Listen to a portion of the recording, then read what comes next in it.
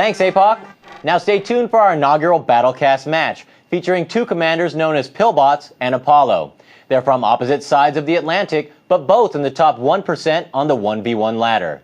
And they'll be tearing it up on the new map, Tournament Rift, very soon. And these two veteran warriors have more than pride at stake, Raj. They've met before, and this time it's about revenge. For more background on our featured match and our players, let's go through the eyes.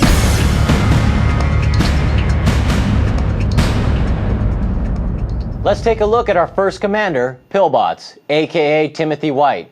Born in 1988 in Minneapolis, Minnesota, currently resides in Yorktown, Indiana. Pillbots first started playing C&C about 9 years ago on the original version, and now has worked his way up through the C&C boards to become one of the elite players of the game. He enjoys playing sports, especially basketball, and plans to start college next year to study computer science. As an indication of his C&C playing style, Bots prefers to build castles rather than knock them down. He likes to play as GDI because he prefers to be the good guy. His advice for others who want to win their way into the top 1%? Don't be afraid to play the best. Playing the best will help you become the best. And when asked if he thought Kane was evil, he replied, "No, Kane is a man." Interesting response for a GDI supporter. Indeed. Now let's get a profile on our other commander, Apollo, aka Sean Clark. Born in 1989 in Staffordshire, England, he currently commands his forces from his home in Wales. Apollo began playing C&C at the tender age of 6, starting with Red Alert on the PlayStation 1, and it has been his passion ever since. He's an avid gamer and plans on attending college this fall to study media, computer technology, and game design. Apollo also thinks of himself as a castle builder versus a destroyer, yet he likes to play as the Skrin. He says that's because they're a bit of an underdog faction, and well, to be honest, he likes being the underdog. His advice for new players is to watch what the best players do, but don't just copy their tactics blindly. Instead, analyze what they do to win and why, then apply it to your own style. Sound advice for sure.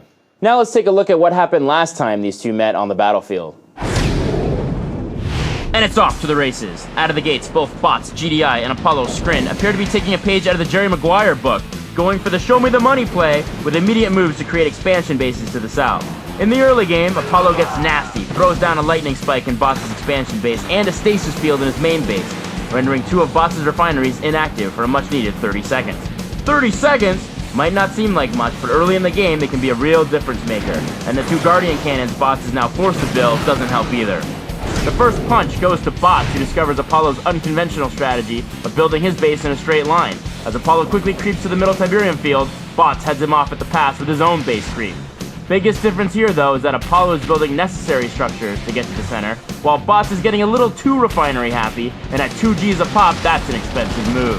While these two slug it out for the center, Apollo takes his Storm Riders and goes after Bots' corner expansion base, brilliantly targeting the Harvesters. And that right there, folks, is the mark of a real pro. It's all about the Benjamins, people. Bots caught up in the center action never sees that happen and leaves his expansion base functioning at 30% as we go to the final push. Bots, starving for cash, realizes that the blue Tiberium field in the south is his only hope for salvation. He decides to make one last play and takes all his forces south to secure this field. Apollo, appearing to have eyes everywhere, sees this coming and instantly starts throwing down defenses and readies another nasty tactic.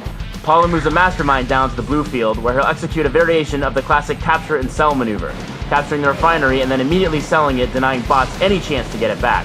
Bots now no choice but to retreat back north, except here he'll fall victim to a classic naval maneuver called crossing the T, where he'll get picked apart piece by piece. After that, it was all over but the crime.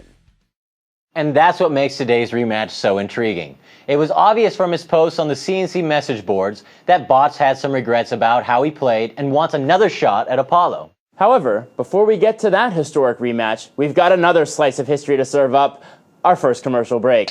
When we return, the big battle of Bots versus Apollo, plus huge news from the C&C development team that will delight Kane fans everywhere. And speaking of the Dark Messiah, the man himself, actor Joe Kukin, will be in studio to discuss all things C&C when BattleCast Primetime returns on Command & Conquer TV.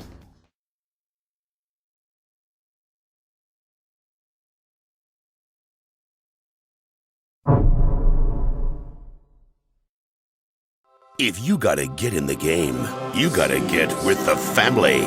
Homer, Marge, Lisa, and Bart. Don't you understand, son? Your whole life has been a video game. This fall, roll with your homies. Cool. I started this riot in the name of decency.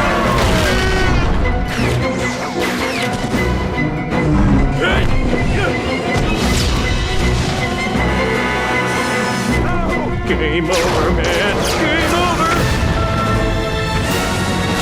The Simpsons Game. Coming this fall to every platform ever made. Whatever.